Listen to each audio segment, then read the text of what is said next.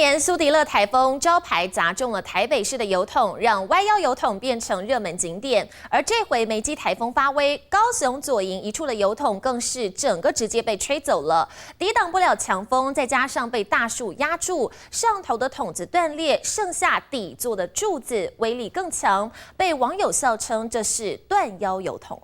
红色、绿色柱子并排，上头各有一个铁片，其实这是邮筒。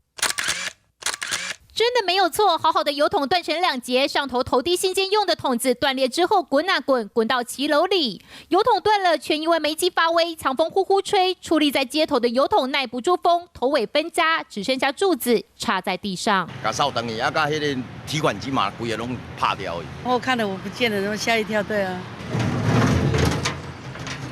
恢复上班上课，一大早邮局人员赶忙收拾善后，把断掉的筒子先搬走。怕那个信件的安全嘛，我们就由头把它搬进去了。里面信我们通通拿起来了。去年苏迪勒台风狂风吹落招牌，砸中台北这两座邮筒，腰杆瞬间歪了，歪腰邮筒瞬间成了热门景点。这回梅基台风发威，风势也很惊人，整座邮筒直接断裂。有网友就说，邮筒在台风天坚守岗位而殉职。台风夹带狂风威力，台北有歪腰邮筒。梅基报道之后，高雄出现断腰邮筒。记者综合报道。